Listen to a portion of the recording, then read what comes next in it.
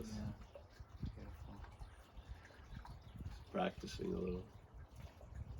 One of my favorite ways to summarize what the message has done in my life is made me available Yes, yes. to this, Yeah, to the Mockingbird. yeah, It's like a psychedelic state, but it's like even more real and present. yeah, It's HD, all five and six senses yeah, here and now. yeah. It's an upgrade, for Yeah. sure. Yes. Yeah, it's an upgrade. Yeah. You were sent to the Apple factory and they fucking upgraded you. You're a refurbished Yeah. Yeah. iPaul 11. Takes better pictures, Yeah. for sure. Yeah. Audio's good. It is. Yeah. It is. I think that's a pretty good place to end. All right. All right, let's give it a shot. So I was thinking on the way over about I've interacted with the message through a couple different ways. Live, which is my favorite by far, and then through YouTube, and then live YouTube, watching you do stuff live, and then Zoom. And one of the things I like about the YouTube videos is they always start in the middle.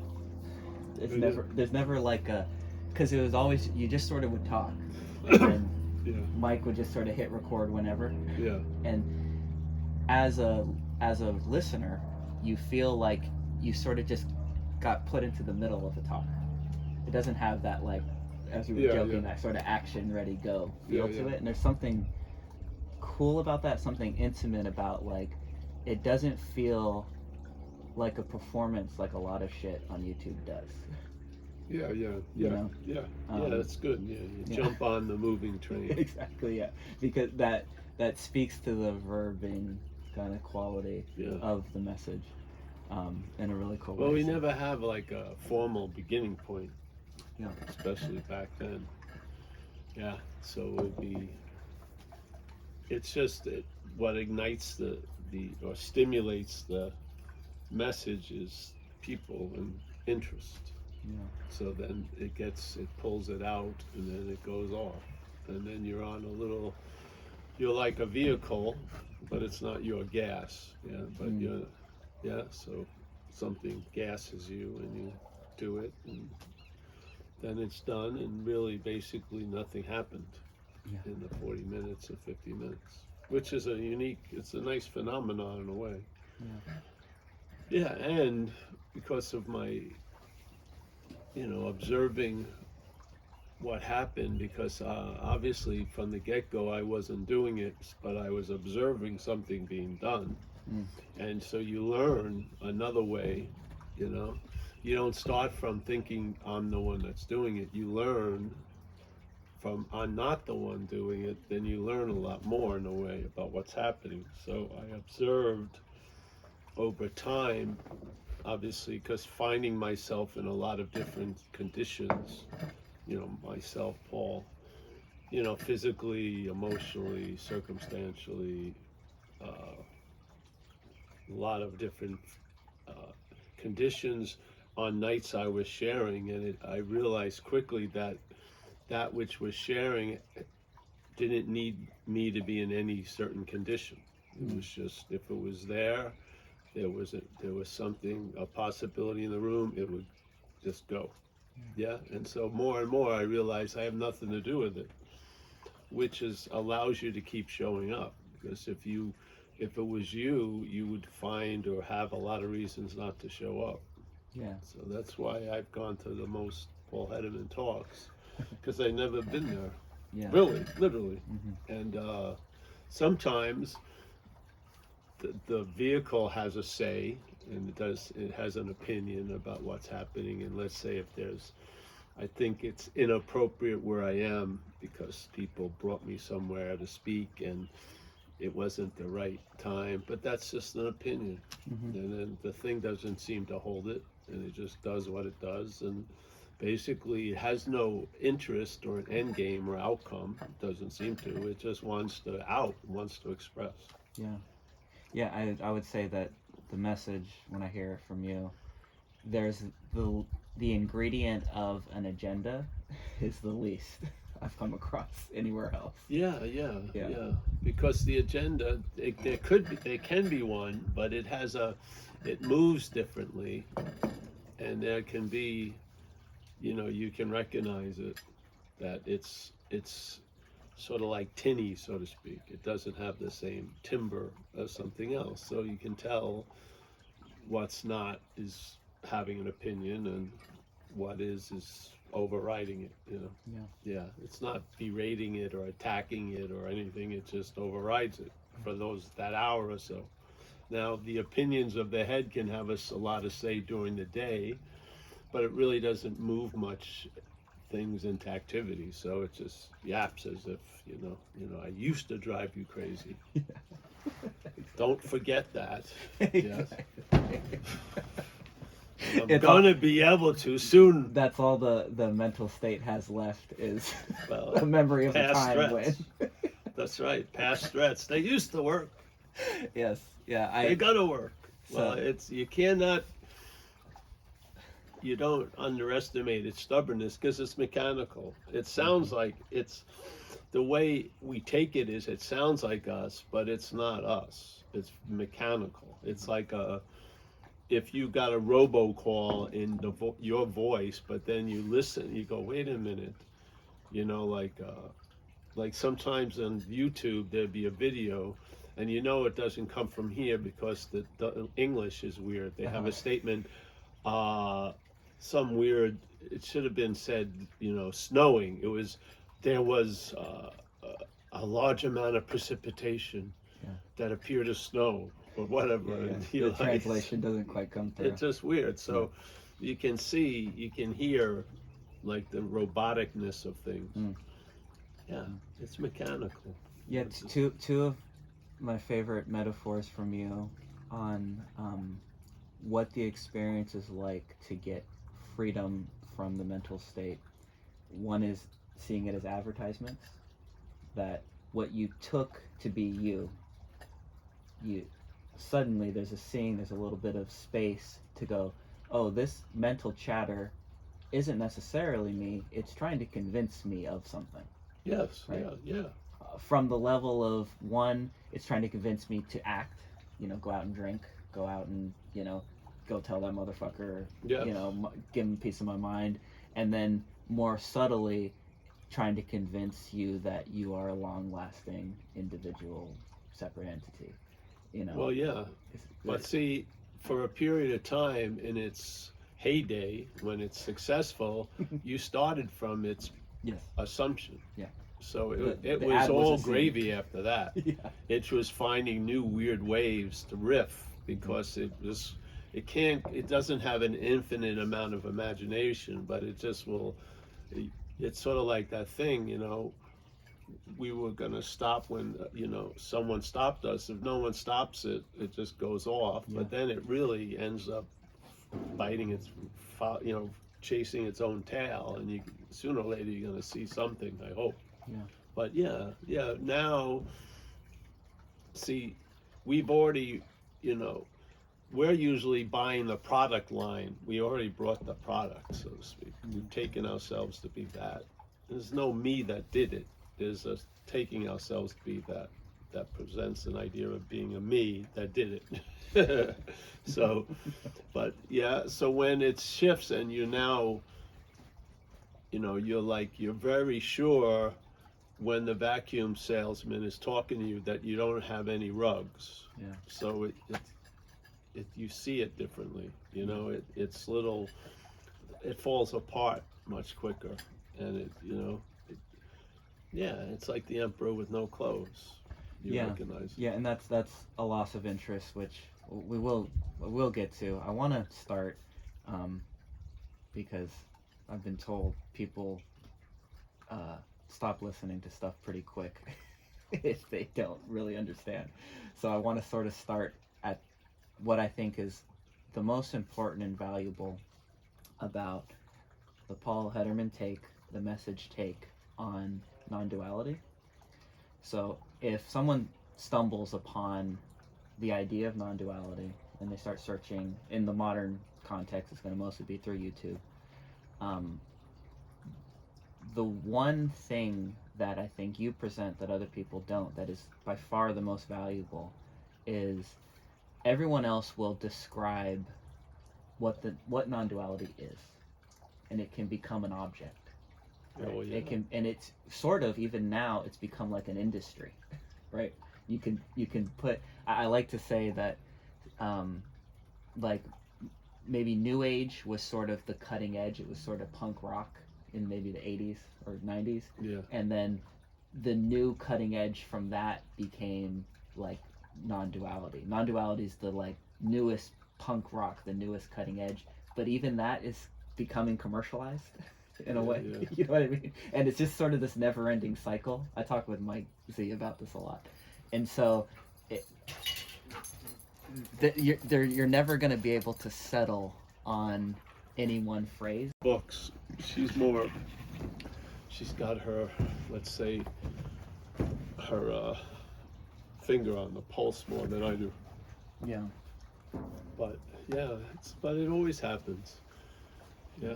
Yeah, and so what I wanted to try was to see. So I know, like, especially with the Zooms, we were talking about something has to fuel sort of the fire for the message to get going, right?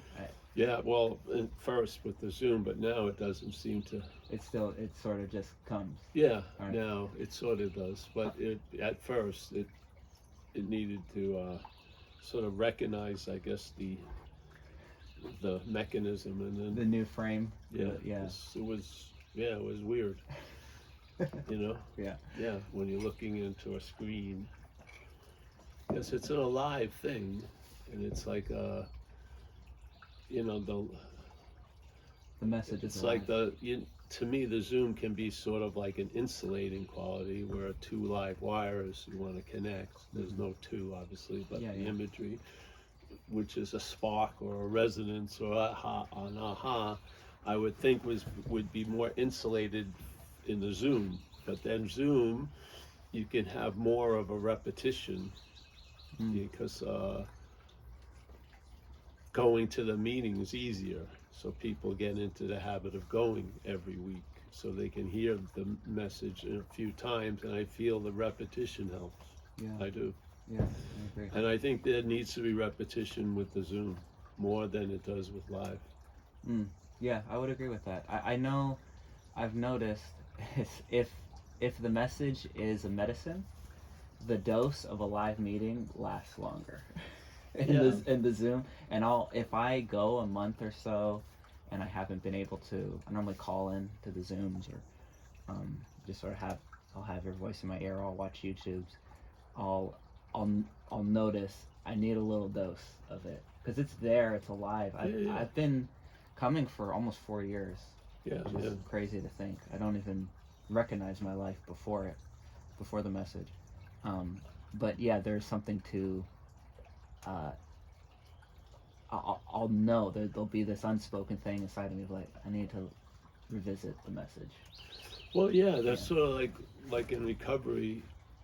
After a while, you would know that if I go to 3 meetings a week, a certain quality is stable, and if I drop to 1 or 2, I get a little bit of an edge in how I react to the day. So you just, if you have the opportunity, just go to 3 or 4 meetings, and then it takes that edge away. So you get to know the dose, let's say, because you already have, the condition isn't intensive anymore. There's been an opening, whatever, so you don't need as much larger dose or a more extreme whack.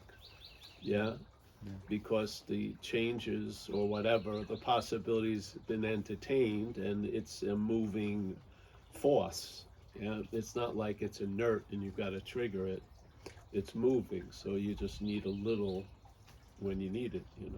Yeah, and so there's a quality of, so when I first heard about the ideas of non-duality, kind of always way back, Alan Watts, about 10 years of that and this and that, and then I started listening to some, I'll throw names out there, I know you don't like names, but Muji, Adyashanti, Rupert Spira, and it was very alive for me, and I was almost like obsessive for about 6 months, and then I stumbled upon your message, and talking about the non-duality being sort of like the cutting edge punk rock.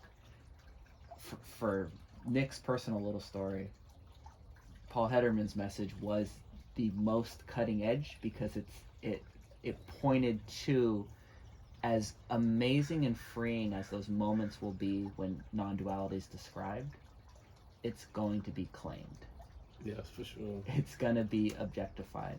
And even though it's mentioned by other teachers out there, you hammer it home in every single message, in every single presentation.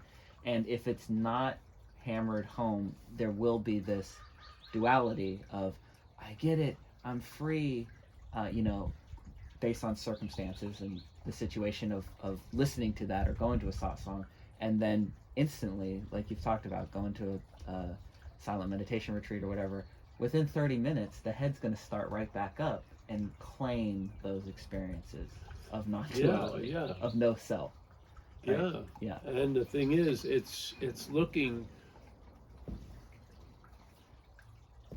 it shops for it as an experience, which it's not an experience. Yeah. It influences experiences because the biggest experience of an experience is the experiencer. Yeah. That is an experience in and of itself. We don't think so. We think we're the one that's having the experiences, but we're really the biggest experience because we seem to be coupled with every experience. So the experiencer wants what it thinks would be peace, which would be an experience, a stabilized experience of peace. Yeah. And so it gets frustrated and confused when other stuff comes up that it feels like had to be disqualified because they were in those minutes of peak feeling, that they show up and they're really the cause of the obscuring, right? Or for that feeling or that state to change, but it isn't, it's them. It's the experiencer. Yeah. So I found for me going to talks, I felt something wasn't kosher completely, satsangs. So, and I felt it got verified by reading some stuff from Ramana because I would recognize, because a lot of different people wrote about his teachings, but they would always have a couple of points that would be emphasized in every one of the writings, like as the problem or the greatest mystery. So I figured that seems to have an emphasis, almost like highlighted. So, and then it would be presented, hey, this is what's happening. There's a presupposing of something as being something else, and then wanting to get salvation for itself, so to speak. So, and it's a mental activity, obviously. And if that's the case, your spiritual practices are reinforcing that non-existent thing, how can they destroy it?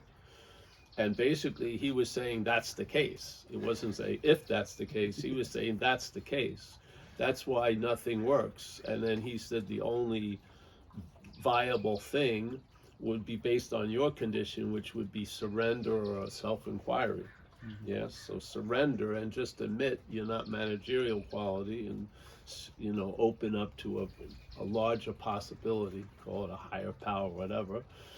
And thy will is done type thing. And if you, or see the origin of the seeming misery, see where it's coming from, because you'll recognize there's something already there where it seems to come from, so you're there.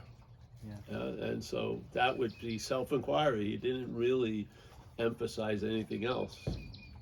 First he emphasized silence, seemingly, because but he realized, hey, that's not getting through. The people have got a seat assignment here. They're already so noisy within the mind. So here, self-inquiry. And don't do it like a practice or religion, because it's not, the self-inquiry isn't the point. The point is to drop into that which already is available, and when you've dropped in, you don't need to ask, well, who's dropped in? Just that's when you just rest.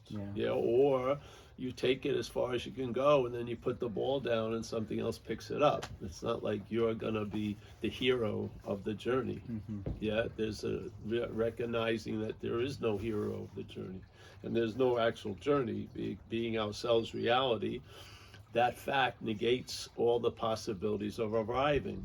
So when you arrive, it usually tells you in one way or the other, hey, it's always actually been this way.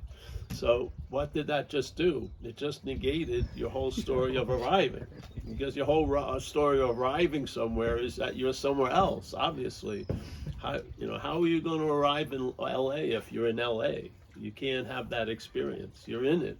You've already arrived, so to speak. If you see, that's the way we think. Wherever we are, we must have arrived, or we must, and therefore we may be able to go, or have to go, or we're gonna go. That's duality. Yeah. See, when you are what you are, there's no arrival and departing. Yeah. So it negates the whole story of, oh, I was there, now I've done something, and I've spaced out and I'm gone. That's the mental, like, with the smelling salts and fainting, all the time. But in fact, nothing happened. Yeah. You are that.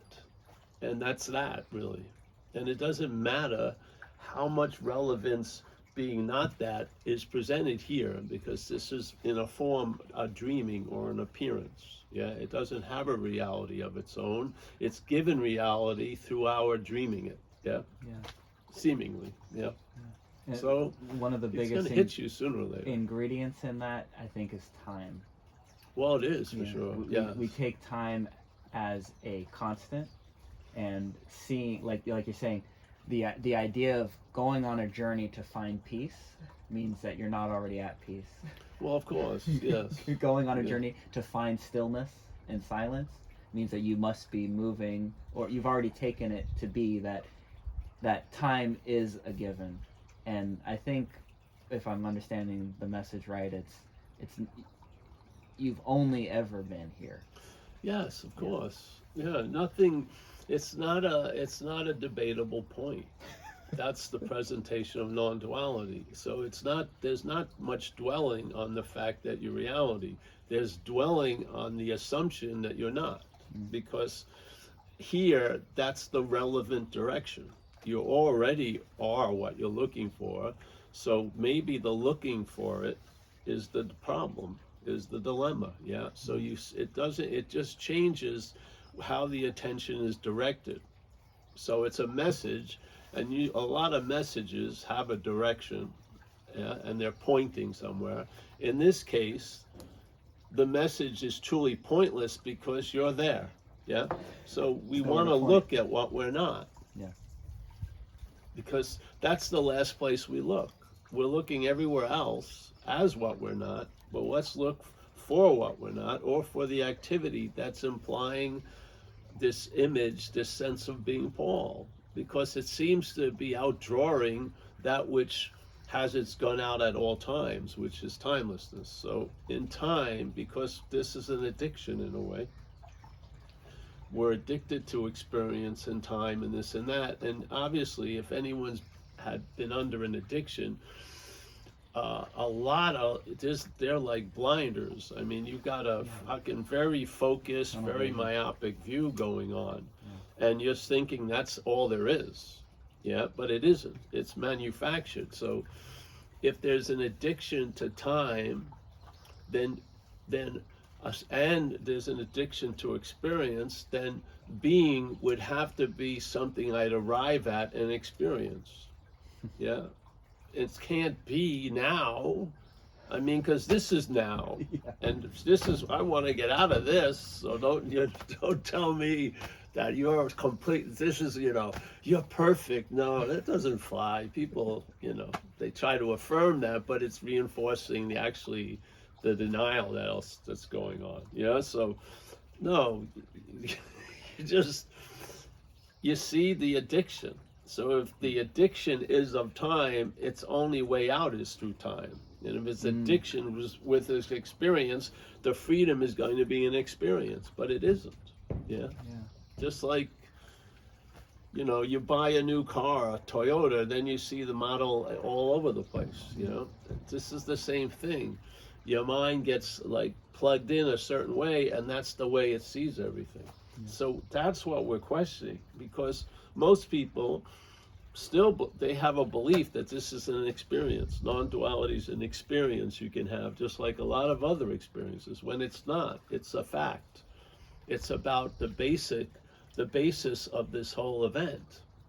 Yeah, it's not about an experience in it. Yeah, so how you don't need to convince what you're not of that, because it's incapable of getting it. Yeah, you just see that become convinced you're not that, and so the value in what's being withheld to get this understanding to fit your way of seeing things through time and experience is seen as completely invalid. You just say fucking, you lose interest in it, and there's the meaning that was put in it, which is a huge amount of meaning, gets withdrawn. Yeah, and so now you are what you're looking for, and in not only that, it stops the looking for it. That's what's because critical. this is, people hear it. I am. Oh yeah, I am what I'm looking for, but there's still so much fucking looking. Yeah, it's just like the same. We've been using the story about the guy with the huge bag on his head, super heavy, and his only hope for relief is when he reaches his destination, which is pretty far away, and he's walking. So he's now hunkered down into a very small possibility. Yeah, I can't wait to get to Madras, then I'll be relieved of this giant bag. And someone sees him and goes, "Hey, bro, where you going?" And the guy goes, "Madras." And of course, he's got a huge story. It's a long trip, and I don't know, but someone has to do, you know, there's a whole lot of investment in it now. And then the guy goes, "Well, there's a train station right around the block," which the guy was not aware of. So this is what a message can do. Yeah, It's not saying we're gonna build a station and there'll be a train come. No, it already is. You're just telling him something that's already so. He's just not aware of it, and it would maybe be helpful. So, all right, and there's a train to Madras every hour on the hour. What? So the guy, and so you think, all right, I've done my job as a good Samaritan. You walk away. Then you walk in by the train, and there he is inside with the bag on his fucking head. And you're like, fuck. So, all right, I gotta follow the person, get in the train, so when he gets in the train, hey, bro, you can take it off the head. The train is taking you and it to Madras. It's not the train is taking you with it. No, you and it. Yeah. So this is what satsang is. Yeah, and that's I think that story captures the Paul Hedderman message, because a lot of non-dual teaching stops at leaving them on the train. Hey, we've got an easier, lighter path, which is sitting on the train, but they don't check to see that they're still carrying the bag. That's right. And that's the whole point. This message is there's the easiest, lightest way, which is exactly. You can. I love the metaphor that you use of put your life in the hands of a higher power, and then it will carry you. Yes, exactly, like the train. Yeah. So this is the point. And so what people need to be reminded is this act of claiming, because it's now the claiming is that bag. Yeah. And I felt it was under-emphasized where I went to hear satsangs, and so something moved me to show up at places and get in and get it invited. And I've never left this point, because I don't feel, if you don't see this, you're gonna be looking from it. Yeah, and that's the blindness to your own nature. So I feel, and that feeling hasn't changed in years now. I'm open to it. I would love just say, all right, that's done. Let's just, we're an empty space. Let's think about how we could think about a void as something that's filled with something. Yeah. No, that's, it's not there yet. Trying to be there to experience your own absence. Yeah, it's not going to happen. So might as well get to the point, which is, the point is negation in a way. You are the affirmation. It doesn't need to be affirmed. Mm. You are the affirmation. What the affirmation is doing is affirming an assumption or a misunderstanding or a seemingly so. It's affirming that all day. Yeah. The affirmation is being used to affirm something. Mm. Now, maybe we lose interest in that something, and then the affirmation will be just an affirming. Yeah. Yeah. And it's open and available to. Well, yeah, because it's affirming right now as it is. Yes. Yeah, and therefore, wow, it changes changes all the little minute things that may not be remembered in like a travel log, but are really the experiential points. Yeah. Yeah. Chills you out. Yeah, I was thinking of a lot of things, but so like I said, I've been coming to the talks for about 4 years. I've introduced a lot of people to it. I brought back before COVID. I Yeah. brought a lot of people to the talks. I've introduced people to the Zooms and YouTubes, and everyone has a similar take. Most people in my life aren't like, I work in construction. They're not going to silent retreats and doing a lot of study. They come in sort of fresh, which is cool to me. I think they're bypassing so much bullshit. Yeah, it could be, yeah. Right, by coming straight to the message in this way. And I shared this with you. My best friend, my really good buddy, I brought him to a talk. He heard the word non-duality for the first time, and that night I brought him to a talk in the city, in San Francisco. And so he's been following you on YouTube for a couple of years now, and when I asked him about the first time he came to the talk, he goes, as happens a lot with you, everything went over my head. I don't know what the hell he was talking about. But the thing that stuck with me was his laugh. Yeah. It's probably the best thing I say. Yeah.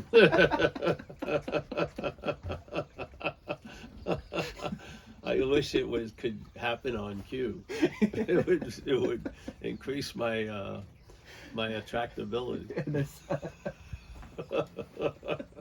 But unfortunately, it's a surprise to the Jack in the Box. The Jack in the Box is surprised by the laughing. There's something about like you can argue a point all day, and it's so easily caught by the mental state. But then there's like proving something by your actions, and this is how my friend explained it. He goes, I didn't know what he was arguing, or what point he was trying to get across, but I saw someone that was free. Yeah, sure. Right, I saw someone that there was a certain confidence without the cockiness in the laugh. And he goes, and slowly over time, so he also listens to Sam Harris and a couple of other speakers in the non-dual world, and he goes, I have to listen to about 20 hours of Sam Harris to get 2 minutes of what Paul's talking about. Yeah, you know. It seems like a much more efficient, Oh, yeah. But this is we're a minor roaster. Yeah. Very very. It's not hitting a universal palate. Independent bakery. It doesn't matter. Yeah. Yeah. The whole point is just something moves you and you find yourself in seat assignments. Yeah. If you weren't supposed to be there, you wouldn't have. So you show up, and you don't need to, have your own conditions for showing up. You just show up, and that's basically all the condition you need to do. Yeah. And then it's out of your hands. Yeah, completely. And I don't have much of a vile, hate-filled edge on it. I'm not really looking to get much out of people from the talks. I've got a plan. We're gonna build a cult. No. It just felt like it's like someone, let's say, who can sing, who wants to sing, but he doesn't sing that well. So he's got to have his little. It's maybe in the shower, but for me, it's sort of at the talks. I get to My head likes to run, like free range. Mhm. And some in the day-to-day living, when you're living like a myopic view, that's what you're getting, an interpretation of the day through a myopic view. You need an outlet somewhere just to remind you that you're not of this place and you're of the space, so to speak. Because you can see how it works. Just like the repetition of satsang can be helpful, the repetition of all these beliefs and assumptions that are just cosigned, and not overtly, some are, but mostly covertly. We're just nodding our consent to a lot of, Yeah. like that guy used to use the term with media, manufacturing consent. Mhm. The head is busily manufacturing consent constantly. Yeah, and if you're not interested in it, there's nothing wrong with that or right with that. I mean, wouldn't you have loved that, a picnic could make your fucking year? But for some people, it doesn't. You don't. Something. Some people are they have more propulsion in there. They need to find something a little more potent than just, I have the good life. That's not. It's not.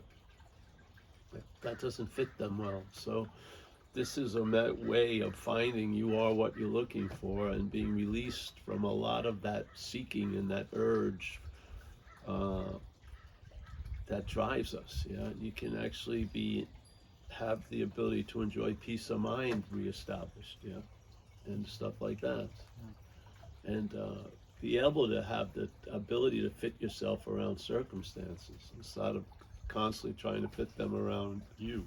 Yeah. All this stuff. So Yeah, I wanted to just speak a little bit to my friends or listeners that are early on interacting with the talks. Some of the words they'll use is like, it's very intimidating, like it seems like this impossible task and journey to end up right here where you are, right? And yeah, my advice usually to them, and I'd like to hear what your advice would be, is there's no program. There's like you'll joke sometimes. There's no belt. It's not a belt Yeah, system. yeah. There's not a level 1, level 2, level 3. Yeah.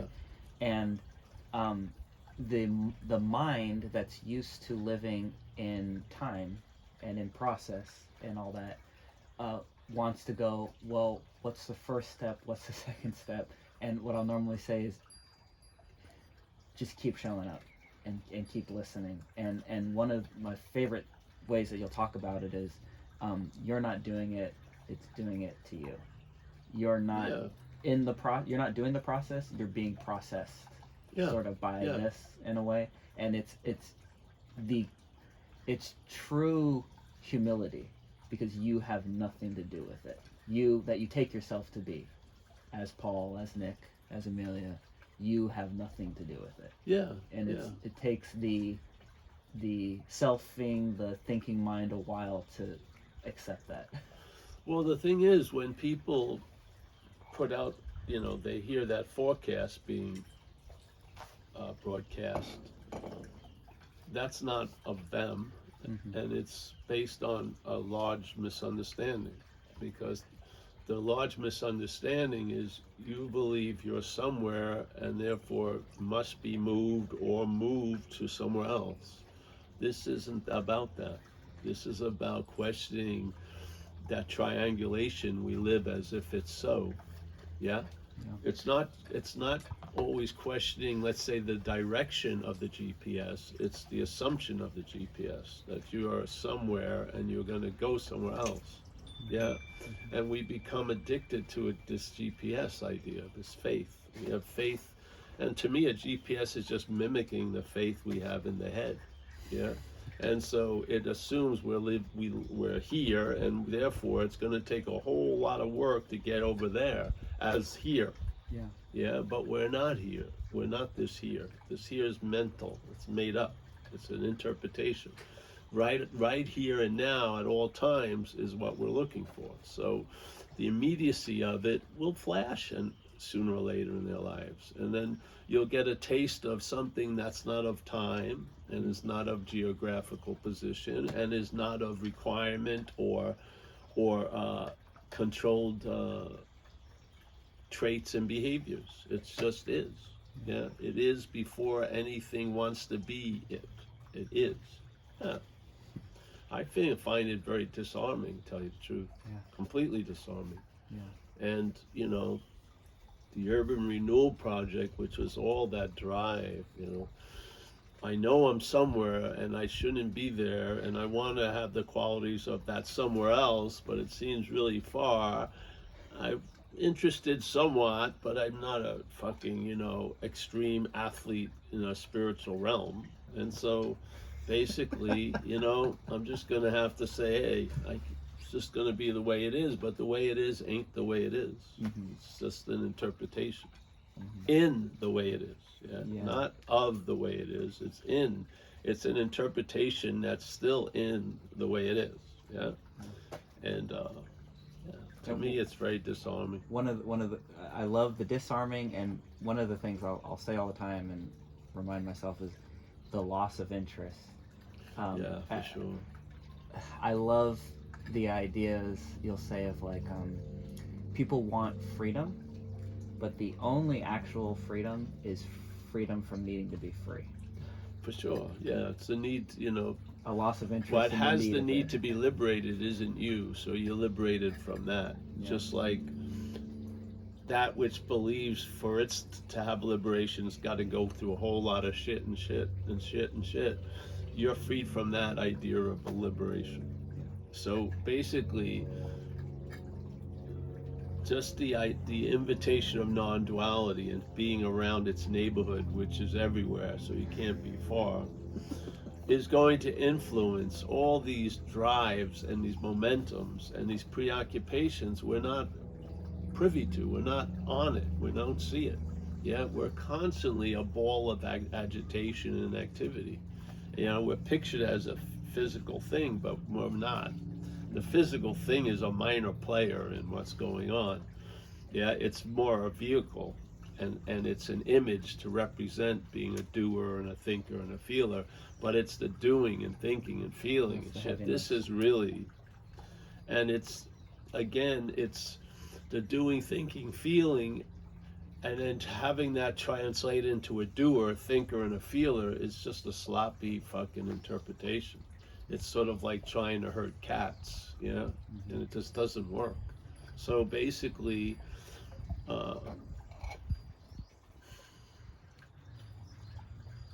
you can see something. That's all. You start seeing an interpretation, which you used to take as living. Yeah, you remember when you were a kid, running around like crazy, and then one day you ran into a room and it was accompanied by thought, and then everything was accompanied by thought for a long while, and then the thoughts became the dominant thing. Then the room and the activities that I was doing was the thoughts about the activities and the thinker of all the thoughts about the activity. Yeah, and it became a preoccupation. And it's sort of like, watch when young people now, they're looking on a phone, they're in a beautiful park, the cherry trees are blossoming, there's dogwoods, and all they're doing is looking at their image. Yeah.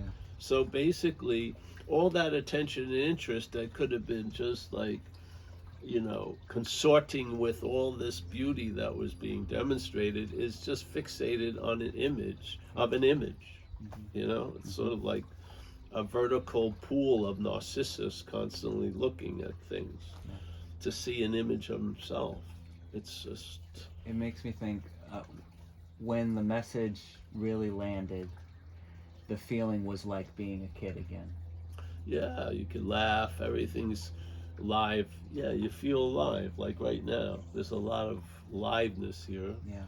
And you feel, you're on the beat. You're not observing the beat, Yeah. and you're not missing the beat. You're on the beat. You're totally, like when you're clapping, it's at the right time. Yeah. It's not like, oh, Yeah. you know what I mean? You're on the wave. You're on it. You're on it, looking at it. Yeah. and basically you've always been on it. It's not like a heroic thing. It takes a lot of effort and thought. I'm staying, no. Really what takes a lot of effort and thought is believing you're not on it. Yes. That takes a whole lot of effort and thought and a lot of reinforcement and Yes. a lot of fucking insinuating and implying and Yeah. suggesting and It's so funny when people start maybe meditating or Eckhart Tolle's type stuff, The Power of Now. They'll go, I feel so great when I'm present, but it feels like so much work to be present. It's so funny because that which is telling the story that it takes work to be present is actually what is, as you're saying, working so hard all the time to take us out of the moment. Well, yes, because it's not a product. It appears in a moment. It's not a product of the moment. Yeah. It's a product of time, past and future. Yeah, and I think it's got to be remembered. The only teacher I've heard say and emphasize, you can't be out of a moment. Trying to get into the moment is insane. It implies once again a misunderstanding, or let's say a false belief. That you could be out of a moment. You're giving like superpowers to something that can't fly. Yeah, really. And then of course it's going to seem almost impossible to ever escape its clutches, because you've given it giant talons and fucking these powers of a all-compressing bear, but it's not true. Yeah. And obviously you can't be out of a moment. It's impossible. Yeah, you can think you're out of the moment, but that's the moment. Yeah, you can think you're in way in another place on the planet and in another time, but it's now. All that's happening now. There's no escaping it. Yeah, that's the hope. It's so funny.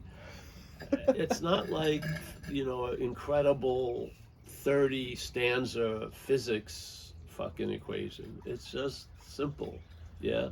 See the selfing, which is a mental activity that's always implying there's a you, there was a you, there's gonna be a you, therefore you are that you now.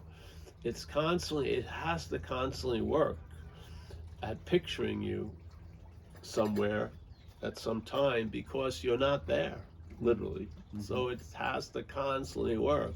What's so doesn't have to say much. Yeah, it just is. Yeah.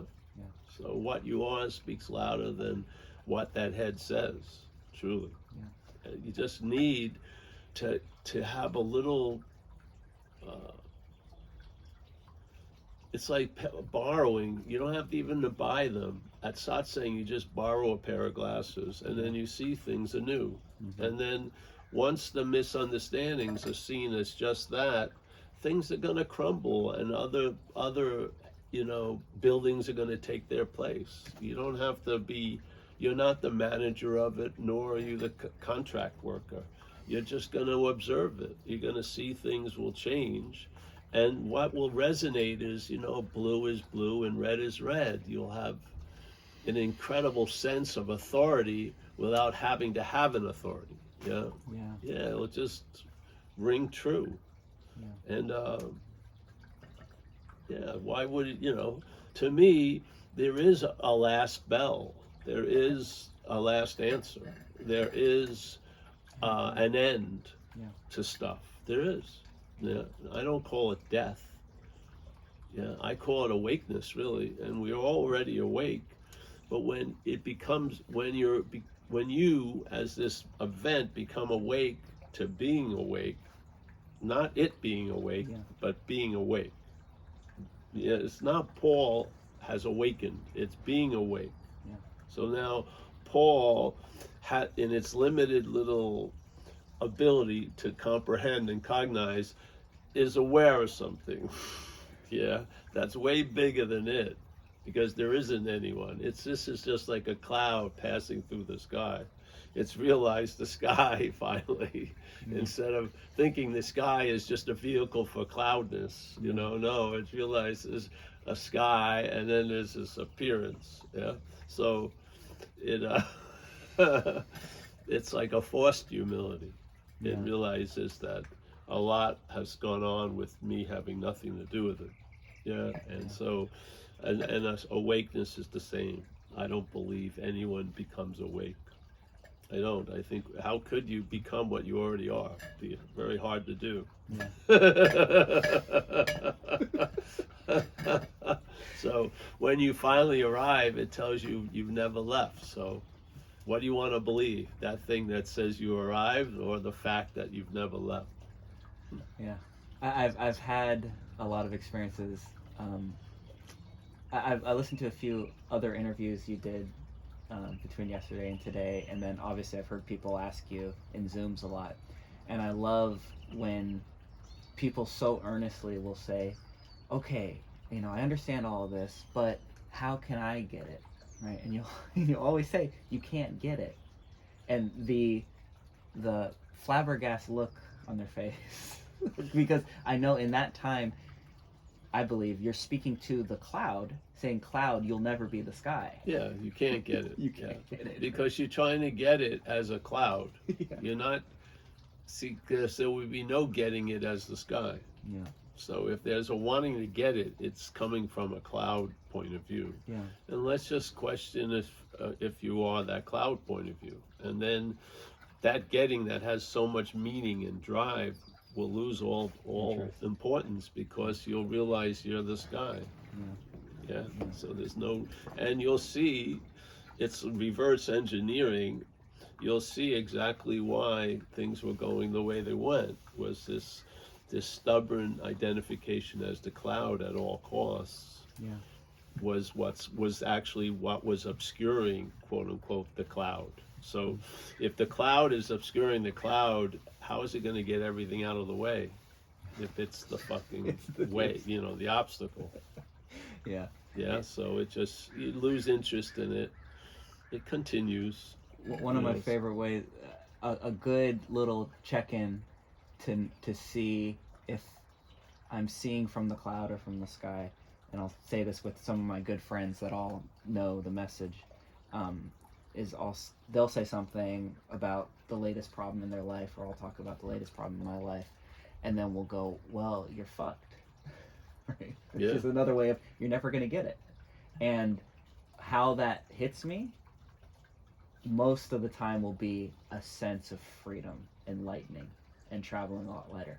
Oh yeah, the cloud is fucked. Yeah. It won't solve this problem. No. Yeah, Nick is fucked. The quote self, the ego is fucked. And if there's heaviness around that, it kind of instantly shows me, it shows what I am. Oh, you're identified as this. Well, you're not identified. Yeah, there's an identification of this. Yeah. And I heard a definition the other day, and maybe I'm late to the party on this one, but to identify means to make yourself the same as. So it's similar to identical, right? The same as. Yeah. And when I heard that, I go, oh, that's what we are doing when we quote identify. When there's an identification, there's a belief you are identical to this fear of being fucked. Exactly. Or you could say, this, what they used to say, we're made in the image of God. So we're made in the image of the mental God. Yeah. So its image of us, yeah. We're identified as. Again, I noticed in a couple of interviews people done with you, they'll be like, "Man, I'm so down with all of this. So, would you say that it's God that's doing, the seeing, or is it who's the seer? They still want to pin it on something, for sure. And the stubbornness of wanting to pin it seems to never go away. Well, that's the subject-objectness. Yeah. That's duality. Yeah. See, we're not in duality. We're the presenter of duality. This composite thing going on. This whatever. It's not a thing, obviously, but this is the movement that carries and offers and projects duality. Yeah. So we're not that. See that? It doesn't mean it's not going to appear that way. It is going to keep appearing that way. But, to be free of the glove, you don't need to be free of the glove. You just know you're the hand. Yeah. And the glove can be there. And how you arrive at knowing you're the hand is you realize you're not the glove. you don't arrive at knowing that you're the hand through the glove. You realize you're the hand by realizing you're not the glove. That's Yeah. basically the direction we're trying to share at. Yes. Yeah. Yeah, because a lot of people want to know the hand from the glove, Yeah. which is all you're gonna do is know more gloves, so to speak. You're only gonna be able to see the hand as a component of the glove. Yeah. But if you see you're not the glove, then you find out you're the hand. Yeah. In that right there, I think one of the unique qualities of the Check Zen. out this beautiful bird. It's a mockingbird. It's giving us a show right here. Oh my God. See it? Yeah. It's gonna sing sooner or later. Go up to its little microphone on the tree over there. Start going off. Yeah, these come every year. They're cool. Right. Yeah. One of the. There he goes. Yeah. Beautiful. Practicing a little. One of my favorite ways to summarize what the message has done in my life is made me available Yes, yes. to this. Yeah, The mockingbird. yeah, It's like a psychedelic state, but it's more. It's like even more real and present. yeah, It's HD, all 5 and 6 senses yeah, here and now. yeah. It's an upgrade, for sure. Yes. Yeah, it's an upgrade. Yeah, you were sent to the Apple factory and they fucking upgraded you. You're a refurbished Yeah. Yeah. iPaul 11. Takes better pictures, Yeah. for sure. Yeah. Audio's good. It is. Yeah. It is. I think that's a pretty good place to end. All right, good, bro. Let's see what time it is here. I'll just do a little bit of go to zenbitchslap.com and check out Paul and his talks. Check him out on YouTube.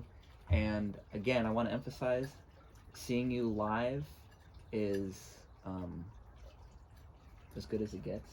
So you're going to. Well, remember, that may not be always available.